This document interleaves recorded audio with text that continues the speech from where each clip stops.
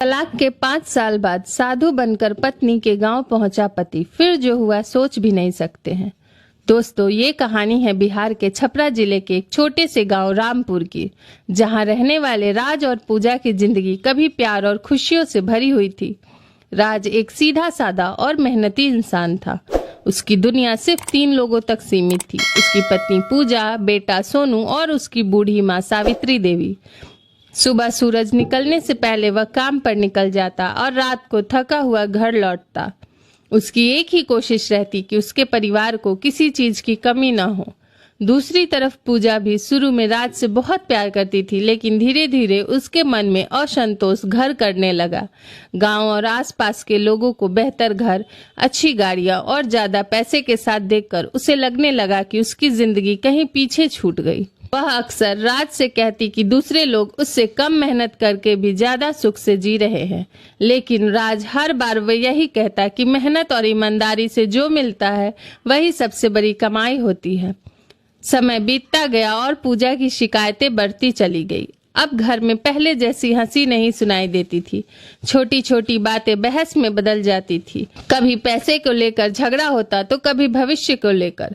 सबसे ज्यादा दुखी सोनू होता था, जो अपने माता पिता को हर दिन लड़ते हुए देखता था।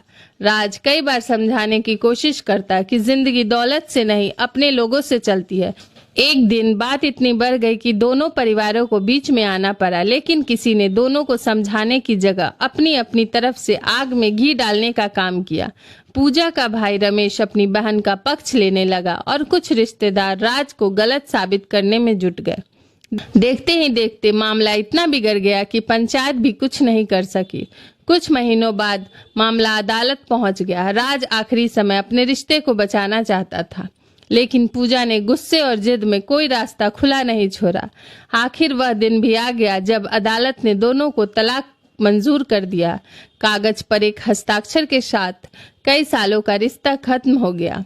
अदालत से बाहर निकलते समय राज की आंखें बार बार अपने बेटे सोनू पर जा रही थी, लेकिन कानून के फैसले के अनुसार सोनू अपनी मां के साथ रहने वाला था।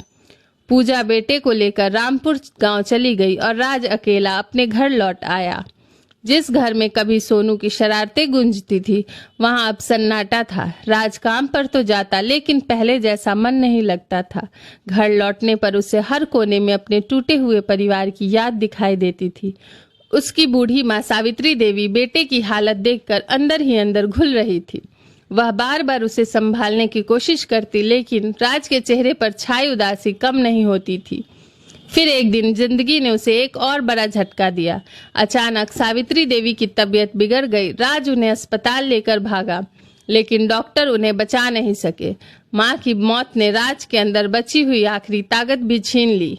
अंतिम संस्कार के बाद राज कई दिनों तक घर से बाहर नहीं निकलता। वह घंटों अपनी मां की तस्वीर के सामने बैठा रहता। उसे लगने लगा था कि अब उसके जीवन में कुछ नहीं बचा है। पत्नी जा चुकी थी, बेटा उससे दूर था और माँ भी उससे छोड़कर चली गई थी। जिन लोगों के लिए वह जीता था, वे सभी उससे दूर हो चुके थे। एक रात वह अचानक उठा। उसने पूरे घर पे एक नजर डाली। हर दीवार उसे अपने अतीत की याद दिला रही थी। उसकी आंखों से आंसू बह रहे थे, लेकिन इस बार उसने कोई आवाज नहीं निकाली। उसने दरवाजा खोला, घर से बाहर कदम रखा और बिना किसी को कुछ बताए अंधेरे रास्ते पर चल पड़ा। उस रात राज बिना किसी को बताए अंधेरे में कहीं दूर निकल गया और फिर 5 साल तक किसी ने उसे नहीं देखा।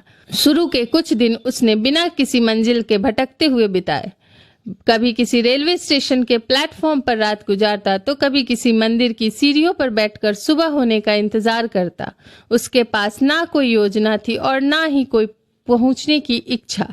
उसके मन में बस एक ही बात घूमती रहती थी कि जिस जिंदगी के लिए उसने सब कुछ किया, वही जिंदगी उससे छिन गई। कई बार उसने वापस लौटने के बारे में भी सोचा, लेकिन हर बार उसे अदालत का वह दिन याद आ जाता जब उसका परिवार उससे अलग हो गया था। धीरे धीरे उसने दुनिया से उम्मीद करना छोड़ दिया। वह लोगों से कम बात करने लगा और अकेले रहने लगा। महीनों तक भटकते भटकते वह उत्तर प्रदेश और बिहार के कई शहरों से गुजर गया। उस दौरान उसने भूख, गरीबी और अकेलेपन को बहुत करीब से देखा। उसे एहसास हुआ कि उसके दुख से भी बड़े दुख इस दुनिया में मौजूद है। एक दिन उसकी मुलाकात एक वृद्ध साधु से हुई। साधु ने राज की आंखों में छिपा दर्द पहचान लिया। उन्होंने उससे पूछा कि वह आखिर किस चीज से भाग रहा है। पहले तो राज चुप रहा, लेकिन फिर वर्षों से दबा हुआ दर्द उसकी आंसुओं के साथ बाहर निकल आया। उसने अपनी पूरी कहानी उस साधु को सुना दी। साधु ने उसे समझाया कि इंसान जब अपने दुखों से हार जाता है तब उसे भागना नहीं बल्कि खुद को बदलना चाहिए। उनकी बातें राज के दिल को छू गई। साधु उसे अपने साथ शिवधाम आश्रम ले गए। वहां का माहौल बिल्कुल अलग था। ना किसी को किसी से शिकायत थी, ना किसी के मन में लालच था। सुबह भजन होते, दिन में सेवा होती और शाम को सत्संग। राज ने पहली बार महसूस किया कि उसके अंदर का तूफान धीरे धीरे शांत हो रहा है। राज आश्रम की हर जिम्मेदारी ईमानदारी से निभाने लगा। वह बीमार लोगों की सेवा करता, जरूरतमंदों को भोजन बांटता और घंटों ध्यान में बैठा रहता। आश्रम के महंत शिवानंद जी उसकी लगन से बहुत प्रभावित हुए। उन्होंने राज को समझाया कि जीवन का असली सुख पाने के लिए मन का शांत होना जरूरी है। राज ने धीरे धीरे अपने पुराने जीवन की यादों को पीछे छोड़ना शुरू कर दिया। उसने अपने बाल बढ़ा लिए, साधु वस्त्र धारण किए और पूरी तरह आश्रम की सेवा में लग गया। कुछ वर्षों बाद महंत शिवानंद ने उसे नया नाम दिया, स्वामी राघवानंद। अब लोग उसे इसी नाम से जानने लगे थे। उसके प्रवचन सुनने के लिए लोग दूर दूर से आने लगे। जो आदमी कभी अपने दुखों से टूट गया था, वही अब दूसरे को जीवन की राह दिखाने लगा था। लेकिन दूसरी तरफ रामपुर गांव में भी समय किसी के लिए नहीं रुका था। पूजा को शुरू में लगा था कि तलाक के बाद उसकी जिंदगी बेहतर हो जाएगी, लेकिन ऐसा नहीं हुआ। कुछ महीनों बाद ही उसे अपनी गलती का एहसास होने लगा। राज जैसा ईमानदार और परिवार को चाहने वाला इंसान उसे फिर कभी नहीं मिला। सबसे ज्यादा असर सोनू पर पड़ रहा था। जैसे जैसे वह बड़ा हो रहा था, उसके मन में अपने पिता की कमी और गहरी होती जा रही थी। स्कूल में जब दूसरे बच्चों के पिता उन्हें लेने आते तो सोनू चुपचाप एक कोने में खड़ा रह जाता। हर जन्मदिन पर वह उम्मीद करता कि शायद उसके पापा अचानक उसके सामने आ जाए। हर त्योहार पर उसकी आंखें दरवाजे की तरफ लगी रहती। कई बार वह पूजा से पूछता कि उसके पापा कहाँ हैं, लेकिन पूजा के पास कोई जवाब नहीं होता था। हर सवाल उसके दिल में एक नया घाव घोल देता था। एक शाम सोनू ने अपनी माँ से कहा, माँ, अगर पापा वापस आ जाए तो क्या हम फिर से पहले की तरह साथ रह सकते हैं? यह सुनकर पूजा की आंखों से आंसू निकल पड़े। उस रात वह बहुत देर तक सो नहीं सकी। उसे पहली बार महसूस हुआ कि गुस्से में लिया गया एक फैसला सिर्फ उसकी नहीं, उसके बेटे की जिंदगी भी बदल गया था। उसी समय गांव में एक नई चर्चा शुरू हुई। खबर फैली कि एक प्रसिद्ध साधु अगले सप्ताह रामपुर आने वाले हैं। कहा जा रहा था कि उनके आशीर्वाद से लोगों की जिंदगी बदल जाती है और उनकी बातें सीधे दिल तक पहुंचती है। गांव के लोग उनकी स्वागत की तैयारी में जुट गए। सरपंच हरिराम ने पूरे गांव में घोषणा करवा दी कि साधु महाराज के प्रवचन में जितने लोग शामिल होंगे, उतना ही गांव का सम्मान बढ़ेगा। उधर शिवधाम आश्रम में महंत शिवानंद ने स्वामी राघवानंद को बुलाया और कहा कि अब समय आ गया है कि वह अलग अलग गांवों में जाकर लोगों को जीवन का मार्ग दिखाए। संयोग ऐसा था कि उनकी पहली यात्रा के लिए जिस गांव को चुना गया वह रामपुर था। राज को यह नाम सुनकर कुछ पल के लिए अजीब सा महसूस हुआ, लेकिन उसने सिर्फ एक संयोग समझकर उसे स्वीकार कर लिया। उसे बिल्कुल अंदाजा नहीं था कि 5 साल पहले छोड़ा हुआ उसका अतीत अब उसके सामने खड़ा होने वाला है। लेकिन किसी को पता नहीं था कि रामपुर आने वाला वह साधु पूरे गांव की किस्मत बदलने वाला था। अगले ही सप्ताह रामपुर गांव में हलचल मच गई। गांव के चौपाल से लेकर गलियों तक हर जगह एक ही चर्चा थी कि प्रसिद्ध साधु स्वामी राघवानंद आने वाले हैं। सरपंच हरिराम ने उनके स्वागत के लिए बड़ा पंडाल लगवाया। गांव के लोग अपने अपने घरों से चटाइयां, कुर्सियां और पानी की व्यवस्था करने लगे। जिस दिन साधु के आने का समय था, सुबह से ही लोगों का भीड़ जमा होने लगी। दोपहर होते होते एक सफेद वाहन में गांव में दाखिल हुआ। वाहन में भगवा वस्त्र पहने एक साधु उतरे। लंबी दाढ़ी, शांत चेहरा और गंभीर आंखें देखकर लोग उनके चरण छूने लगे। किसी को नहीं पता था कि यह वही राज है जो 5 साल पहले टूटकर इस दुनिया से दूर चला गया था।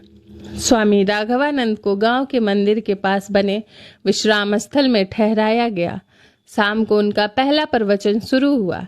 सैकड़ों लोग वहां बैठे थे। साधु ने जीवन, रिश्ते और क्षमा के महत्व पर बोलना शुरू किया। उनकी आवाज में ऐसा असर था कि लोग मंत्रमुग्ध होकर सुनते रहे। वह कह रहे थे कि इंसान कई बार गुस्से में ऐसे फैसले कर लेते हैं जिनका पछतावा पूरी जिंदगी पीछा नहीं छोड़ता। यह बात सुनकर वहां बैठी कई महिलाओं की आंखें नम हो गई। उसी भीड़ में पूजा भी मौजूद थी। वह अपनी पड़ोसन महिलाओं के साथ प्रवचन सुनने आई थी। शुरुआत में उसका ध्यान साधु की बातों पर था, लेकिन कुछ देर बाद उसकी नजर उनके चेहरे पर टिक गई। उसे पता नहीं क्यों बार बार ऐसा महसूस हो रहा था कि वह इन आंखों को पहले कहीं देख चुकी है। प्रवचन खत्म होने के बाद लोग आशीर्वाद लेने के लिए लाइन में लग गए। पूजा भी धीरे धीरे आगे बढ़ी। जब वह साधु के बिल्कुल सामने पहुंची तो अचानक उसकी सांसें तेज हो गई। उसने उन आंखों को गौर से देखा। 5 साल बीत चुके थे। चेहरा बदल चुका था, दाढ़ी बढ़ गई थी, लेकिन आंखें वही थी। पूजा का दिल जोर जोर से धड़कने लगा। कुछ पल तक वह स्तब्ध खड़ी रही। फिर उसके मुंह से अचानक निकला, राज। यह नाम सुनते ही साधु के चेहरे पर एक पल के लिए हल्का सा बदलाव आया, लेकिन अगले ही क्षण उन्होंने खुद को संभाल लिया। उन्होंने शांत स्वर में कहा, बेटी, तुम शायद किसी गलतफहमी में हो। मेरा नाम राज नहीं है, मैं स्वामी राघवानंद हूँ। पूजा को अपनी आंखों पर भरोसा था। उसने दोबारा कहा, नहीं, मैं आपको पहचानती हूँ। आप राज है, आप मेरे पति थे। आसपास खड़े लोग यह सुनकर चौंक गए। कुछ ही सेकंड में वह फुसफुसाहट शुरू हो गई। साधु ने फिर वही जवाब दिया कि उनका किसी पुराने रिश्ते से कोई संबंध नहीं है। लेकिन पूजा पीछे हटने को तैयार नहीं थी। उसकी आवाज कांप रही थी, लेकिन विश्वास अटल था। उसने कहा कि दुनिया बदल सकती है, चेहरा बदल सकता है, लेकिन वह अपने पति की आंखों को कभी नहीं भूल सकती। अब आसपास मौजूद गांव वाले भी उत्सुक हो गए। कुछ लोग साधु को ध्यान से देखने लगे। खबर आग की तरह पूरे गांव में फैल गई। कुछ ही देर में पूजा का भाई रमेश और उसके परिवार वाले भी वहां पहुंच गए। जैसे ही रमेश ने साधु को देखा, उसकी आंखें फैल गई। उसने कई बार राज को करीब से देखा था। 5 साल पुराने चेहरे और आज के साधु के चेहरे में फर्क जरूर था, लेकिन पहचान मिट नहीं सकी थी। रमेश ने भी धीरे से कहा, यह तो राज ही है। अब माहौल पूरी तरह बदल चुका था। गांव के दर्जनों लोग साधु के चारों तरफ जमा हो गए। हर कोई अपने अपने अंदाज में चर्चा कर रहा था। कोई कह रहा था कि संयोग है, कोई दावा कर रहा था कि यह वही आदमी है जो सालों पहले यहाँ से गया था। स्वामी राघवानंद लगातार शांत बने रहे। उन्होंने किसी से बहस नहीं की। उन्होंने सिर्फ इतना कहा कि उनका वर्तमान ही उनकी पहचान है और वह किसी बीते हुए जीवन की बात नहीं करना चाहते। लेकिन जितना वह इनकार कर रहे थे, लोगों का शक उतना ही बढ़ता जा रहा था। सरपंच हरिराम ने स्थिति संभालने की कोशिश की और सभी को शांत रहने के लिए कहा। तभी भीड़ के पीछे से एक दुबला पतला किशोर तेजी से आगे आया। उसकी उम्र लगभग 14 साल की थी। वह हाँफ रहा था क्योंकि उसे अभी अभी इस खबर के बारे में पता चला था। यह सोनू था। सोनू ने भीड़ को चीरते हुए आगे बढ़कर साधु को देखा। उसके चेहरे पर हैरानी, उम्मीद और डर तीनों एक साथ थे। उसने अपने जीवन के पिछले 5 साल सिर्फ एक तस्वीर देखकर बिताए थे। आज वही चेहरा उसके सामने खड़ा था।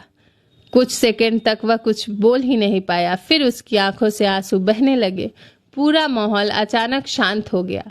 सभी लोगों की नजरें अब सिर्फ सोनू और साधु पर थी। सोनू ने कांपते हुए साधु का हाथ पकड़ा और रोककर कहा, पापा, आप मुझे छोड़कर क्यों चले गए थे? यह सुनते ही पूरे पंडाल में सन्नाटा छा गया। हवा तक जैसे थम गई थी। स्वामी राघवानंद के नाम से पहचाने जाने वाले राज ने अपने सामने खड़े बेटे को देखा। 5 साल पहले जो बच्चा उसकी उंगली पकड़कर चलता था, आज वह उसके सामने खड़ा रो रहा था। राज ने खुद को संभालने की कोशिश की, लेकिन सोनू की आंखों में भरे आंसू उसके भीतर दबे हुए तूफान को हिला चुके थे। उसने धीरे से अपना हाथ छुड़ाने की कोशिश की, मगर सोनू ने उसका हाथ और मजबूती से पकड़ लिया। उसकी आवाज कांप रही थी। पापा, मैंने आपका क्या बिगाड़ा था? मैं हर जन्मदिन पर आपका इंतजार करता रहा, हर त्योहार पर सोचता था कि शायद आप वापस आ जाएंगे। आपने एक बार भी मुझे याद नहीं किया। यह सुनकर वहां मौजूद कई लोगों की आंखें भर आई। राज की आंखों में भी नमी उतर आई। 5 साल तक उसने अपने अतीत को दबा कर रखा था। उसने खुद को समझा लिया था कि अब उसका कोई परिवार नहीं है, कोई रिश्ता नहीं है, लेकिन उसका अपना बेटा उसके सामने खड़ा था और ऐसे सवाल पूछ रहा था जिनका जवाब उसके पास नहीं था।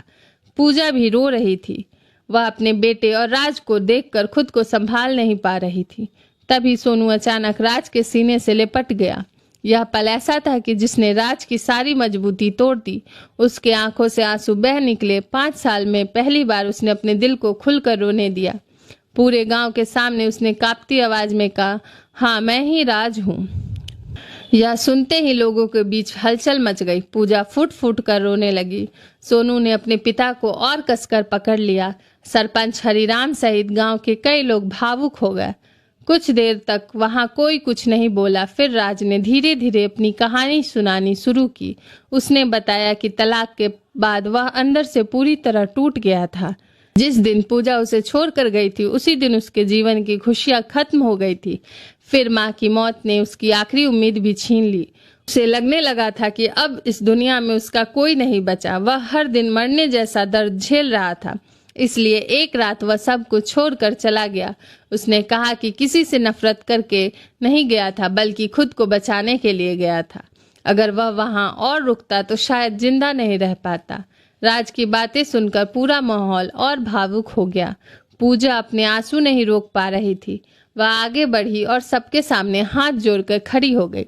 उसकी आवाज टूट रही थी। उसने कहा, राज, गलती मेरी थी। मैंने दूसरों की जिंदगी को देखकर अपनी खुशियों की कीमत नहीं समझी। मैंने गुस्से में वे फैसला लिया जिसने सब कुछ बर्बाद कर दिया।